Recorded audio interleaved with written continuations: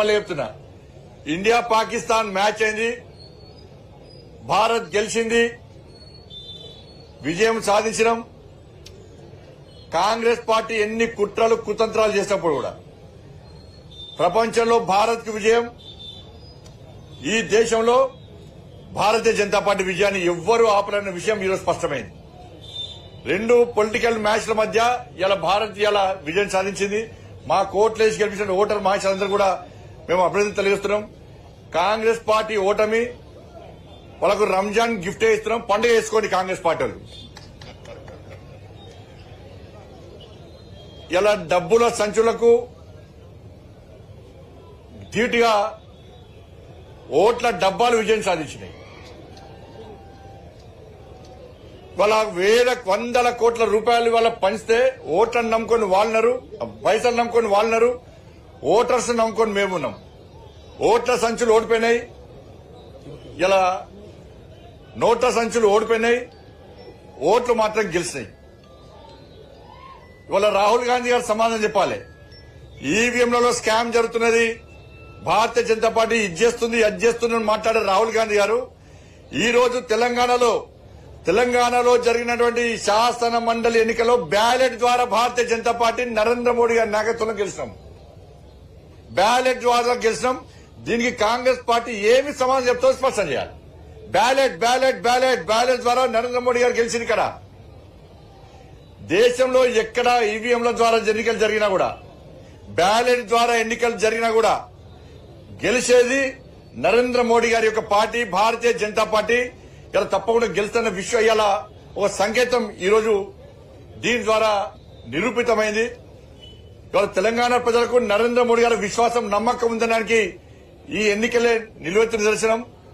ఓటుకు 5,000 రూపాయలు ఓటు వేసొచ్చే ముందు, వేసిన తర్వాత ఇష్టానుసారంగా డబ్బులు వంచింది కాంగ్రెస్ పార్టీ. రాష్ట్ర ముఖ్యమంత్రి గారు మొత్తం 3 మీటింగ్లో పాల్గొన్నారు. మంత్రులందరూ తిరిగారు. ఇలా భారతీయ జనతా పార్టీని ఓడగొట్టడానికి బీఆర్ఎస్ కాంగ్రెస్ రెండు ఒకటనేయి లోపాయికారి ఒప్పందం కుదుర్చుకొని ఇవాళ భారతీయ జనతా పార్టీని మీరు ఓడగొట్టాలి, మేము ఓడగొట్టాలి, భారతీయ జనతా పార్టీకి తెలంగాణ రాష్ట్రంలో స్థానం ఉండొద్దు అని చెప్పి రెండు పార్టీలు కుట్రలు చేసినప్పుడు కూడా వాళ్ళ కుట్రలను పటాపంచలు చేస్తూ ఒక్క పైసా పంచాలి, పైసలకు దూరం ఉన్నాం. మేము కేవలం కార్యకర్తల కష్టార్జితం 50 ప్రభారీ పోలింగ్ బూత్ ఏజెంట్లు, మండలాధ్యక్షులు, గ్రామ స్థాయి నుంచి రాష్ట్ర స్థాయి వరకు కార్యకర్తలు, నాయకులు అందరూ కూడా దాదాపు 1 రోజుల పాటు 15 రోజుల పాటు ఇవాళ ఎట్లా తిరిగిరంటే నిజంగా కార్యకర్తలు నిజంగా హ్యాట్సాఫ్ అన్నా. వాళ్ళ కష్టం బట్టే పోలే. ఆ తల్లి అమ్మవారు గ్రహించింది, గుర్తించింది. ఆ తల్లి ఆశీర్వాదం వల్ల, మా మోడీ గారి దయ వల్ల ఈ రోజు ఇంత భారీ విజయం ఇవాళ మేము సాధించినాం. ఇలా కాంగ్రెస్ పార్టీ ఎన్ని పైసలు వంచిందో మీ అందరూ తెలుసు. పైసల ద్వారా గెలుద్దామనుకున్నారు, పైసల ద్వారా గెలిచామనుకున్నారు.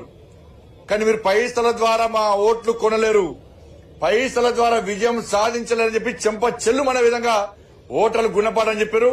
భారతీయ జనతా పార్టీ విజయం చేకూర్చిపెట్టారు.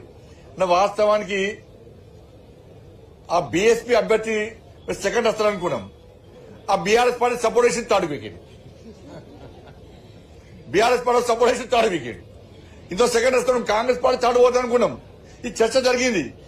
కానీ బీఆర్ఎస్ పార్టీ ఏమనుకున్నదంటే పాపం గెలుస్తుంది కావచ్చు, గంప కింద కంపుదాం, మెడలో దండేద్దామని చెప్పి మెడలో వేద్దామని చెప్పి ప్లాన్ చేసి బీఆర్ఎస్ పార్టీ రాత్రి ప్లేట్ ఫిరాయించి బీజేపీని ఓడగొట్టాలి, కాంగ్రెస్ క్యాండిడేట్ కాంగ్రెస్ వాళ్ళు చూసుకుంటారు, ఈ బీఎస్పీ క్యాండిడేట్ మేము చూసుకుంటాం, ఓట్లు జీల్చాలి, భారతీయ జనతా పార్టీని ఓడగొట్టాలని చెప్పి ఈ రెండు పార్టీలు కుట్రలు అన్నాయి. ఇలా విజయం సాధించింది మేము. ఇలా కాంగ్రెస్ పార్టీకి కౌంట్ డౌన్ స్టార్ట్ అయింది. ఇలా మార్పు కోసం ఎదురుస్తున్న ప్రజలకు భారతీయ జనతా పార్టీ ఒక దిక్సూచిగా కనబడ్డది. భారతీయ జనతా పార్టీ ద్వారా మాత్రమే మార్పు సాధ్యం, భారతీయ జనతా పార్టీని మాత్రమే ఆదరించాలి, అభిమానించాలని చెప్పి ప్రజల లోపల మార్పు వచ్చింది. మార్పు కోరుకున్నారు. ఇలా మార్పు కోరిన తర్వాత భారతీయ జనతా పార్టీకే ఈ అవకాశం ఇవ్వాలని చెప్పి ప్రజలు భావిస్తున్నారు. కాబట్టి ఎక్కడ ఏ ఎన్నికలు జరిగినా కూడా ఈ విజయ పరంపర ఇదే స్థాయిలో ఇదే విధంగా కొనసాగుతుంది.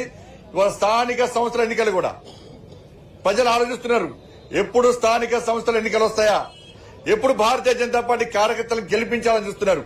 ఎందుకంటే గ్రామ పంచాయతీ నిధులు ఇచ్చేది భారతీయ జనతా పార్టీ కేంద్ర ప్రభుత్వం, కార్పొరేషన్లకు మున్సిపల్కు నిధులు ఇచ్చేది కేంద్ర ప్రభుత్వం, నరేంద్ర మోడీ గారి ప్రభుత్వం.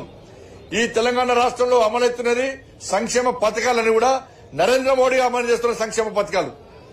కాబట్టి నిధులు కేంద్రాన్ని సొమ్మొక్కరిది సోకొక్కరిది లెక్క కేంద్ర ప్రభుత్వం నిధులు ఇస్తే, కేంద్ర ప్రభుత్వం సంక్షేమ పథకాలు అమలు చేయాలని చూస్తే, కేంద్ర ప్రభుత్వం అభివృద్ధి చేయాలని చూస్తే ఇవాళ కాంగ్రెస్ పార్టీ పేరు చెప్పుకొని డ్రామాలు ఆడుతున్న విషయాన్ని ప్రజలు గమనించారు, గుర్తించారు. కాబట్టి స్థానిక సంస్థల ఎన్నికలు కూడా ఇవే ఫలితాలు పునరావృతమవుతాయి.